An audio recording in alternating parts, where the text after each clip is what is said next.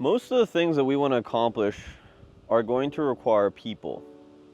If we don't understand how to communicate with people and to actually get them aligned with what we're trying to do, we're not going to be able to hit our goals. My name's Tarab. I make videos about emotional intelligence every day. I want to talk about some of the skills that are required to be an expert conversationalist and to ideally get a result that is actually what we're looking for. The three things that need to be understood in conversation are tact, what it is that the goals of who we're talking to, what do those goals encompass? What is the emotional investment in those goals? The second step is obviously what we're trying to get out of the goal, the conversation. And the third step is the philosophy. How much are you willing to fold and how much are you willing to take? In Grant's words, sell or be sold, essentially. So the first part is it's going to be very different based on whether or not you've known that person for a long time or whether or not you've just come across that person.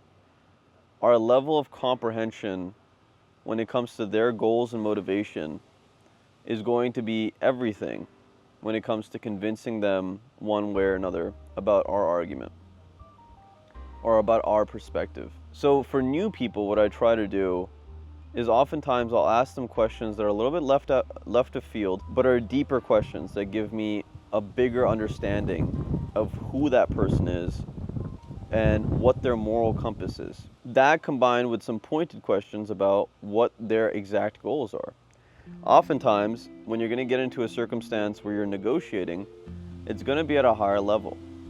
It's going to be either the lowest level, I would imagine, is trying to convince your parents of something at home. And the highest level can be trying to convince an investor or a business partner or someone to take a sale. Or to just partner in general. You know, that's an investment of soul and time. So understanding where that person's coming from is going to happen through a series of conversations. It's going to come through some research done if it's at a higher level. And it's going to also come through our understanding of their social circle and the people that they surround themselves with. So the reason I say this is because a lot of people are looking for cues on character. The two ways that you know how someone is going to treat you / the way that they think is A, observing how they treat other people and how they think about other people. And B is observing the people that they spend time with and the way that those people think. Once we nail down those two things, we're going to have a pretty good idea of who that person is and what they're trying to accomplish in their life. And all of the words and all of the suggestions and everything else will come secondary to that intuition. The second part is, what do we want? There needs to be an ideal goal. There needs to be, a lot of people set these kind of like small amorphous goals. There needs to be something that we're like, this is it. This is the thing that I want. If we get that, we'll be happy.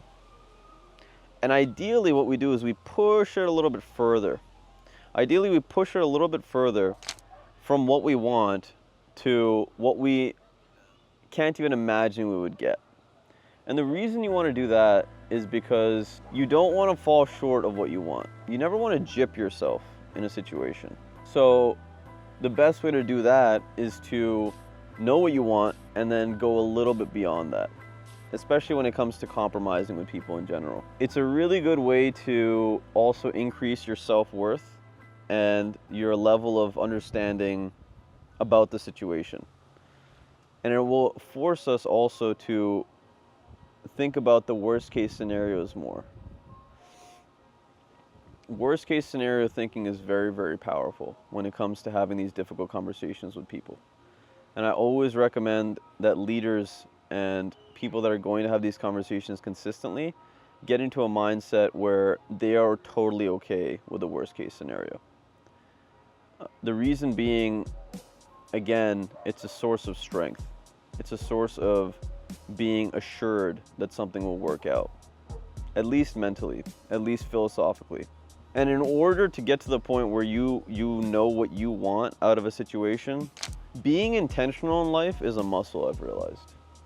Being incredibly intentional in life is a difficult thing to do for most people, because with the technology that we have and with the options that we have available, the tendency is to avoid being intentional. The tendency is to give in to the dopamine rushes that technology and people that we love and distractions give us. So in order to be more intentional, we need to eliminate a lot of those immediate gratification things and really start thinking to ourselves how it is that we want to start spending our days, spending our time. That in itself is the prerequisite to even getting to a conversation, getting what you vaguely want out of it, is having an intention for the conversation. Perhaps where it's going to be, what time of day is it going to occur, how quickly we're willing to hop on it, and what our ideal result is. Now the cool part about a lot of these conversations also, and this is actually going into the third section, the philosophical aspect of associating with other human beings and essentially working out a conclusion. There is an ebb and flow in life, my friend. And it is said that the best negotiators are always going to be the ones that make sure most of the people in the room are happy with the conclusion, or at least the important players are happy with how things have ended up. The reason is because in a long-term sense, you want to have a good relationship with the person that you're doing this thing with, whether it be your spouse, whether it be your siblings, business partners, your worst enemy, literally whatever it is. You're going to want to have a situation where both of you, to some degree, are satisfied, have been heard. Now, the sell or be sold mentality is incredibly useful for getting a lot of money and getting what we want in the world. However, the sell or be sold mentality is not really all that great for building and retaining relationships. It belittles another person's aspirations or inspirations, their sense of self. So how do we commit to a philosophy that aligns more with being congruent to having long-term relationships? Well, understanding the first two is the basis of it, sure. But really what it comes down to is, how much are you willing to give up in order to make sure that there is stability down the road? Meaning that goal that you set for yourself, when you pushed it a little bit further out, the greed is going to want you to continue getting that thing that you want. The greed is going to continue, is going to say that little section from what you need and what you want, that's essential. The deeper part is going to realize that really what you need is something that falls in the middle of that. Really something that you want is something that falls in the middle of that. And that even if you hit this point, that's okay. Now when you go past that point, when you don't really get what you need, now that's a time to start thinking about alternatives. Perhaps having a conversation with someone else. Perhaps doing business with someone else. And that's a hard pill to swallow. But at the end of the day, there's 8 billion human beings, and there are infinite opportunities, my friend. I tell you to tell myself, actualize your potential catalyst. This world needs you. Smash that thumbs up button. Give me a subscribe. I'm trying to get to 1,000. Let me know your thoughts about having those difficult conversations. My recommendation, have the damn thing. It's training. Do the hard stuff. Most people don't want to do it. The ones that do often end up getting ahead in life. Take care of yourself.